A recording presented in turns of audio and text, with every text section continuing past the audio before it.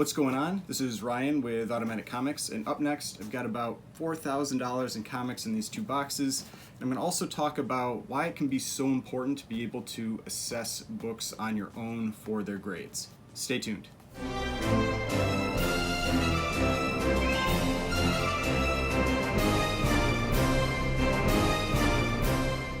Alright, so before we get started, please remember to hit that like button and hit the subscribe button if you'd like to see more content like this. So I've got two boxes here. I think three of the books are raw. Yeah, 3 books are raw and 1 book should be graded. And these raw books that I picked up here, these ones are from a seller on Instagram named Superworld.comics.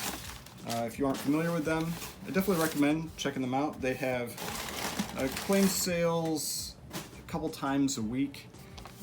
One of them is Tuesdays, I think the other one is Thursdays. And the owner, a guy named Ted, he's always really fun to watch. He's clearly very knowledgeable about comics, and I've bought a number of books from him that I've shown in these unboxings in the past. See, they're shipped here in these, it's got plenty of cardboard, was in a priority mailer.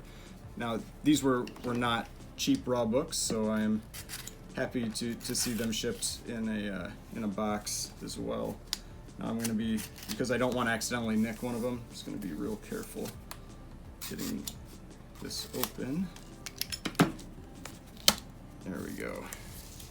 Alright, so 2 books in here, 1 DC, 1 Marvel.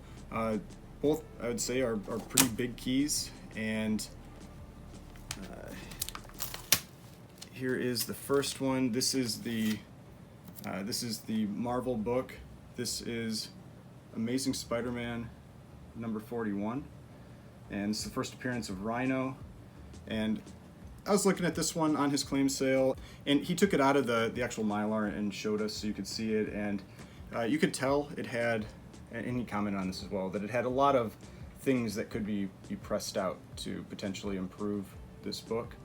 And so I thought it was worthwhile to pick up with that potential, and so that was something that I saw, and so that's why that's the kind of like the first little thing there is it is important to be able to look at that and say if you think that has the potential to move up in grade because of those types of defects.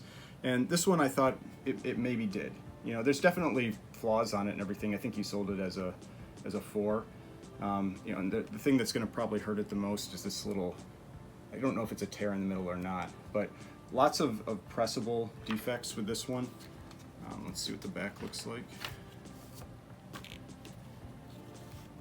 Yeah, and the back looks nice. You know, the back looks clean. You know, no stains or anything like that. And let's do the page count real quick. Remember, this is a Silver Age book, so there will be the cover, then 8 pages, 8 more pages, back cover. And you see, it's got a cool splash page for the first appearance of the Rhino. So right up in there. The splash pages are often considered the second cover, so they're usually pretty cool. It's good to take a look at them if you've got the book raw.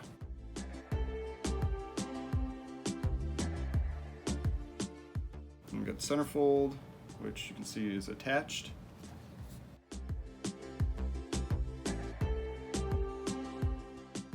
And then we've got back cover. Everything looks good. Now, one thing, and this is something you'll see often with these older books, so you can see it. You see that there's kind of like an outlining. There you go. See on like his knuckles and on his horn a little bit, that kind of thing.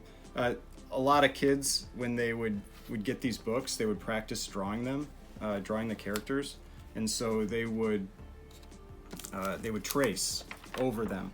And so a lot of times you will see that in books like this, and those are the types of things that send it to a good presser and they can usually get most of that out.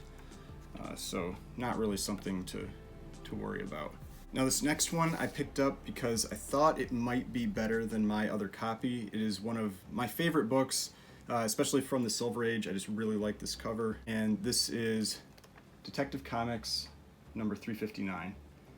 And see, it is a nice presented copy. There's definitely some wear up at that top staple, and I believe they had graded this one at a 5.5, and so this is my other copy of Detective Comics 359, which I have also graded at a 5.5. This one actually it presents really well, but it's got this crease up there, that about 2-inch crease going through the E, and then just some general wear along the spine. And so I had this one at about a 5.5, and thought this one, he graded it the same, but I thought it looked very comparable, maybe had the potential for something higher. I think there's some tanning on the back and a small split on the bottom of the spine. But this was another one that he took out of the Mylar to show, and so I thought it was a nice presenting copy. I was pretty happy with this one. So let's take a quick look. Yeah, there's about an inch split on the bottom of the spine, and not really any tanning on the interior cover.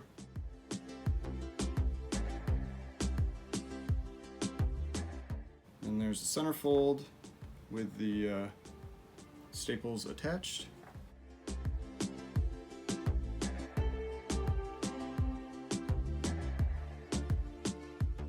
Yeah, there's a little bit of tanning on that back cover, but it's pretty light. So I think with that spine split, that's really the big limiter on this book. So I think that's pretty reasonable that it could get that grade. I think 5.5. So it's one of those things where it might present a little better than mine, but with that specific type of flaw, it will probably get about the same grade. But this is a book that has just, exploded in price. It was always a pretty expensive book. It's a very in-demand book, popular character, but with the announcement of it's either the show or the movie that's going to have her, the prices really went up fast, and especially because it's a cool cover. She's right on the cover. I think it's got this really cool purple cover, which I always like purple covers, and I think that hazing kind of around her, it's a really fun effect, especially for a Silver Age book. So yeah, happy with this book, and page count, everything was there, looked fine. All right, now for this book. So again, there are 2 books in here, and this is one where there was one of the books in here. When I looked at it on, I picked this up from Heritage, and when I looked at it on their website as I was evaluating books, and this is one where I've been trying to pick up a better copy for quite a while. I've shown my copy in a few different videos, but when I looked at it on their website, I thought it looked better than what they had it graded as. So I think they had it graded as a 5.0, a VG Fine, and I thought it looked nicer than that.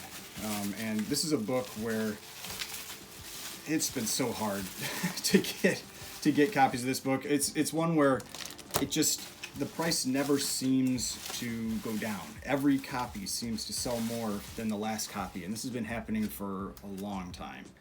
And so that book, so my copy is right here, which is Vampirella #1, and this is a Frank Frazetta cover, and first appearance of Vampirella, Silver Age book, just a very in-demand book, and they're tough to get in higher grade. They're often in lower grade. This one isn't super bad, but it's got a chip out of the side there. I think I had it around like a 3.5 or something like that.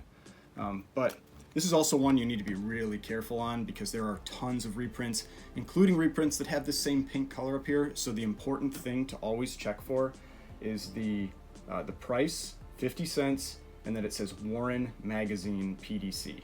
Make sure it has those 2 things there, because that's where you'll get tripped up, and there'll be different versions that have different prices or different publishers when they did reprints later, and so just make sure it says Warren and 50 cents. Now, here is the copy that I picked up, and yeah, I think this one looks, it looks better than then a 5-0. So this is Vampirella number 1. And the really cool thing about this one that I really liked was that date stamp there on the moon. I thought that was awesome. July 21st, 1969. I thought that date stamp really added to this book. So I'm really happy with that. Yeah, in general, I think this book presents really well. Now, this is a tough book to grade. If you look online at different pictures of this book and the grading for it, you'll see some books that you think like, oh, that book looks incredible. Why did it get such a low grade? And I think it's because things hide on this cover really well, whether it's stains or color rub or what, and tends to knock the grade down, and you don't really notice it on the book itself, or maybe there's some internal flaws, something like that, but that is often the case that I see with this book. And so, yeah, really happy with this book. You can see that that date stamp there, and just in general presents nicer than this one. So just happy to pick up this copy. That's one of my points here with these books, is that if you can evaluate a book and you think, well, maybe that book is a 5.5 or a 6, that can be, especially in a book like this, quite a bit of money. And if other people are bidding based on the provided grade, you could potentially get a discount for this book. So I ended up paying up a little bit for this one based on that assessment that I made of it. So we'll have to see when it actually comes back, because I will get this one graded. That is the plan, even though that's going to take absolutely forever, because magazine-sized books take forever to be turned around at CGC. Their turnaround times are awful for them. But it's just something to always watch out for, because I'll throw up another picture over here. This was a book I saw in the same auction that it looks like the grade got fat-fingered in. I would say the grade was probably supposed to be a VG, but it got put in as a VF. And you can see, I'll zoom in on a few different parts of that book. There is no way that book is a VF. And so even a VG would be a little tough. But it sold for quite a bit above what a VG would sell for. And so that's where, again, you do need to be aware of grading, because things can happen. Grades can be put in incorrectly, all this kind of stuff, and so you've got to be aware of what's going on so that you can evaluate books on your own. Now, this is the second book, and I was very happy to win this book. Now, it is a green label, it is what it is, but it was worth it to me, because this is a book that, this is a cover buy. These books are cover buys, and so if it's missing an interior page, which this one is, so be it. So this is Phantom Lady number 16. And this, I would say, is probably the second most in-demand cover from this run. It's close between 17 and then 16, and I think it's 23. Those ones are all very expensive in-demand books, but this is a Matt Baker cover. I've talked about him before in the past. He is, as is cover and art from him, and he is very well-known, famous for drawing these kind of like good girl art type covers. When I did the first Promise Collection video, that book that sold for $456,000 was Phantom Lady number 17, which was another Matt Baker cover. And so you can see this green label because it is missing the last page, affects story incomplete, so qualified. But a 7.5 in this book is not an easy book to come across. A book that presents like a 7.5. So yes, it's missing that interior page, but getting a copy that looks this nice of this book at the discount that you get for a green label versus what you would have to pay for a blue label, I thought was absolutely worth it. And so very happy with this book. I've had a few copies of books from the Phantom Lady run before, had a couple copies of 15 and one copy of 13. 13 is actually the first issue of the run. I've actually sold those ones, but this one I'm not planning on selling. I would really like to get a copy of 17 at some point, but it's another book like Vampirella that it's like every single sale seems to go up. I mean, you don't seem to ever get a chance to get a discount on it, and so that's why I jumped at this one. I thought this one sold for a great price, especially with how good this book presents, because you're not going to find a book that presents like a 7.5 of this book. Fox Feature Syndicate, the publisher for this, were generally known for pretty poor materials, and so it is pretty hard to find books from their runs that are in really high grades.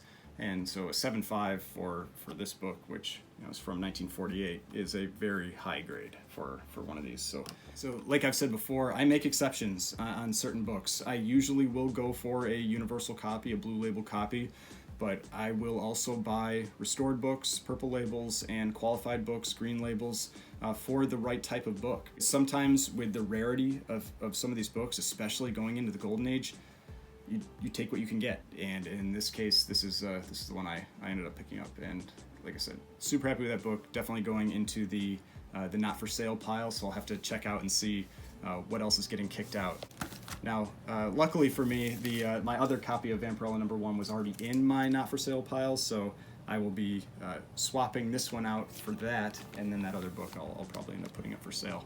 So overall, very happy with these books. 3 awesome first appearances: Vampirella, Batgirl, and Rhino, and then just this incredible Matt Baker Good Girl art cover from the Phantom Lady run, which, like I said, ever since that Promise Collection sale, it brought all that attention to these Phantom Lady books. They have all been just going through the roof. Maybe kind of wish I hadn't sold my other copies of those books from that run, because they've gotten a lot more expensive.